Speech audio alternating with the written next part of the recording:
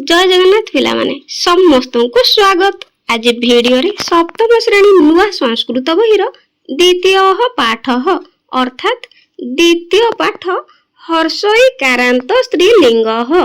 हर्ष इकारांत स्त्रीलिंग शब्द गुडी को पढ़िबा ताहार अर्थ गुडी को मध्य जानिबा। तो प्रथमे पिला माने जानिबा जे हर्ष इकारांत स्त्रीलिंग शब्द कहिले कोन बुझ। तो हर्ष इकारांत स्त्रीलिंग शब्द कहिले जेउ स्त्रीलिंग शब्दर शेष रे हर्ष इ उच्चारण थाए तो ताहाकू हर्ष इकारांत स्त्रीलिंग शब्द कुहा जाए। देखो गोटे उदाहरण जेमति कि कली, तो हर्ष इ शेष रे उच्चारण हेउछि ना नै, तेनु एहा गोटे कोन स्त्रीलिंग शब्द एवं हर्ष इकारांत स्त्रीलिंग शब्द अटे। तो एहार उदाहरण गुडी को आगो को देखिबा। तो देखो पिला माने प्रथमे देछि दृष्टि ही माने कोन पिला माने आखी, दृष्टि ही माने आखी। तो देखो एहा गोटे कोन हर्ष इकारांत शब्द। तापर एठी देखो कली ही, एठी फूल चित्र देछि। कली ही माने एठी फूल नुह तो कढ़, तेनु कली ही माने मने रखिबो कोन फूल कढ़, फूल कढ़। तो शब्दार्थ गुडी को निश्चित भाव में मन रखिबो, तुम मानकर परीक्षा रे क्वेश्चन आसीबो। तापर देखो पिला माने बेणी ही माने कोन ओडिया रे बेणी। तो बेण रे हर्षिकार कहीं कि ना एहा गोटे स्त्रीलिंग शब्द अटे। तापर रात्रि ही माने राति, रात्रि ही माने राति। तापर देखो पिला माने एठी अछि वृष्टि ही। तो वृष्टि ही माने कोन वृष्टि ही माने मेघ बा वर्षा जहा को कहा जाए हैला। तापरे विपणी ही, तो विपणी ही माने बाजार, विपणी ही माने बाजार। एहा मध्य सब कोन स्त्रीलिंग शब्द अटे, हर्ष इकारांत स्त्रीलिंग शब्द। तापरे देखो एठी लिखा हिची बिथि ही। तो एठी गोटे कोन रास्तार चित्र देछि ना नै, तेनु बिथि माने रास्ता बा सड़क, कोन पिला माने सड़क तुम माने मध्य कहि परिबो, बुझि पालो। तापर देखो अंगुली ही माने आंगूठी, आंगूठी। तो एटी शब्दार्थ मध्य देछि। देखो कली ही माने कढ़, विपणी ही माने बाजार, बिथि ही माने सड़क। तो आ बाकी सब कहि देली, तो शब्दार्थ गुडी को मन रखिबो, बुझि पारिलो। तापर देखो एटी पिला माने किछि हर्ष इकारांत बा इकारांत शब्द देछि अधिक किछि जानिया पई, जेमति कि गति ही, भक्ति ही, आली ही, आकृति ही, आवली ही, भीति ही, खनि ही, भूमि ही, प्रकृति ही, युवती ही, बुद्धि ही, धमनी ही, कृति ही, संस्कृति ही। एगुडी सब पिला माने इकारांत शब्द। तापर आगो जिबा पिला माने देखो अभ्यास। एबे आमे अभ्यास गुडी को करिया, प्रश्न उत्तर गुडी को करिबा। देखो पठतु, तो एठी कोन करछि ना पढिबा पई देछि। तो देखो एठी कोन ना एनु आमे एगुडी को पढिबा। देखो जेमति कि देछि कोन कटी ही, मूर्ति ही, आटी ही, प्रणति ही। तो पिला माने कटी ही माने कोन अंटा हला पढिबा पई देछि। तो मु किंतु एठी कोन तुम मानक पई शब्दार्थ गुडी को कहि दोछि। तापर मूर्ति ही माने ओडिया रे होछि प्रतिमा हला, मन रखिबो। तापर देखो देछि आटी ही माने संस्कृत रे आटी को ओडिया रे कह जाय कोन बतक। तापर देखो प्रणति माने प्रणाम। तो शब्दार्थ गुडी को सब जांक भल भाव रे मन रखिबो। तापर देखो पिला माने 2 नंबर देछि कोन ना योजयतु अर्थात जोग करिबा। देखो एडी कोन देछि, तो चित्र गुडी को देछि, एपटे कोन देछि मधु चित्र देछि, मझिरे किछि से रिलेटेड किछि कोन शब्द देछि। तो से शब्द सहित हम चित्र गुडी को जोग करिबा। तो देखो एठी कोन देछि ना विपणी ही। प्रथम पिला माने कोन देछि विपणी ही। तो विपणी सहित ए चित्र को जोड़िबा ना नै, निश्चित भाव रे जोड़िबा। तापर देखो देछि दृष्टि ही, तुम माने जानिचो दृष्टि ही माने आखी, विपणी माने बाजार। तापर अंगुली ही, एठी अंगुली सहित जोड़ी देबा। तापर कली ही माने देखो फूल कढ़।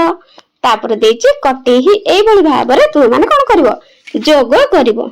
एठी मध्य देइछि देखो पिला माने तू मानकर कोन शब्दार्थ मध्य दे देइछि आळीहि हला सखी आवळीहि समूह खनि होउछि खणी कृति कार्य कटिहि अंटा आटी होउछि बतक बुझि पारिलो आगो को जिबे तापर देखो पिला माने एठी परिचय ददातु तो परिचय देबा कोन परिचय देबा ना चित्र देइछि तो तार आमे कोन से चित्रटा को ओडिया रे आमे ताको लेखिबा तो एठी कोन अछि प्रणति अछि ना नहीं लेखिबा प्रणतिहि हला ए भଳି लेखिबो आ जदि संस्कृत रे लेखिबो ताहले ए भଳି की लिखि परिबो प्रणतिहि हला तू माने सब बेले ओडिया रे लेखले ठीक हेबो संस्कृत रे तुमे जानिथा पिला माने तापर देखो ए चित्रटी पिला माने कोन बत्तक रे ना नहीं तो बत्तक को कोन कह जाए आटीहि तो ओडिया रे लेखले ए भଳି लिखिबो आ टी विसर्ग दे देबो तापर पिला माने देखो एठी जिबा तळकू तो देइछि एठी कोन गोटे बेणी चित्र देइछि ना नै झोटीर तो लेखिबा बेणीहि बेणीहि जदि संस्कृत रे लेखिबो ताहले ए भଳି लेखिबो हैला तो जुआडू ले गोटे लेखिले चलिबो तापर देखो देइछि कळीहि एठी गोटे कोन लेखिबा फुल कोड देइछि तो लेखिबा कळीहि हैला हर्षिका तो ओडिया रे जदि लेखिबा एमति लिखि दबो बहुत सहज पिला माने हैला तापर आगो को जिबा 4 नंबर शून्य स्थान पूरयतु जो आमे जो गुडी को सब पढिले ताको आमे शून्य स्थान पूरण करबा तो 4 नंबर कोड देछि कोन आ ब तो कोन लिखिबा निश्चित भाबरे एली ही लेखिबा जेतु संस्कृत रे अछि एटा को संस्कृत रे तुम माने लेखिबो आबळी ही बुझि पाइलो तापर देखो रा दे देछि तो कोन निश्चित भाबरे हबो रा देछि माने त्रि हैला ए भले भाबरे रात्रि लिखि दबो गरे देछि देखो प्र डैश तिहि तो निश्चित भाबरे हम टिके आगु पढिले कोन प्रण तिहि तापर घरे तो घरे पिला माने कोन हबो देखो लिहि देछि तो पूर्वरु कोन हबो लिहि जेतु देछि हमें लिखिबा कोन क लिखि दबा हे जिवो कलिहि तापर देछि ब्रु तो ब्रु देछि जेहेतु हमें निश्चित भाबरे कोन लिखि दबा पढिचे बृष्टि हैला ए भଳି भाबरे बृष्टि ही लिखि दबो चरे गैस देछि तो थी देछि तो कोन एठी लिखिबा बिथि ही हैला बर दिगि का दे थी बुझि पारिले गुडी को सब तापर देखो 5 नंबर को देखो एठी 4 नंबर देछि किंतु एटा होछि कोन 5 नंबर हैला शुद्ध पद लिखतु तो एपट सेपट करिक देछि हमें सजाड़ी की शुद्ध पद करिके लेखिबा तो देखो गोटे उदाहरण दे देछि मध्य अळी अळी को अ देछि तो सजेक लिखि देला कोन हबो अंगुली तो सेई भली देखो टी द्रु देछि तो पिला माने एकु टिके भाबिलो कोन हबो तो एहा हेबो एठी लिखिबो खरे एडी जेहेतु उदाहरण दे देछि फर्स्ट रे तापर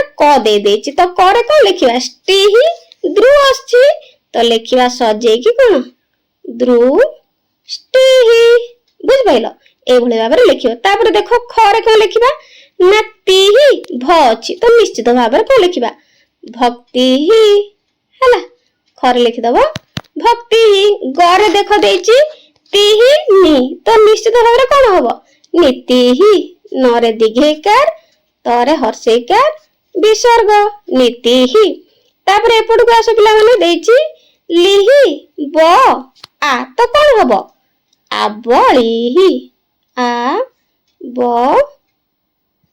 लिहि बुझि पारिलो तापर देछि देखो टिहि क बहुत सहज कटिहि हैला ए भଳି भाबरे तापर देखो देछि टिहि मु तो निश्चित भाबरे कोन हबो मूर्तिहि मोरे दीर्घकार दबो हैला मु ति हैला तापर देखि विसर्ग दे दो मूर्तिहि ए भଳି आइ जो बुझि पारिलो तो ए भଳି भाबरे प्रश्न उत्तर गुडी को करिबो निश्चित भाबरे माने रखिबो तो मानकर ए भଳି मध्य परीक्षा रे तो मानकर आसीबो तापर पिला माने द्वितीय पाठ सरी जाईची तृतीय पाठ गुडी को परवर्ती वीडियो रे आरंभ करिबा तो प्रश्न उत्तर गुडी को बा अभ्यास गुडी को बुझि पारलो कि नै शब्दार्थ गुडी को मते बुझि पारलो कि नै मते कमेंट रे निश्चित जणैबो हैला तो मन देकी पाठ पढा पढी करिवो आज पई रहउची थैंक यू।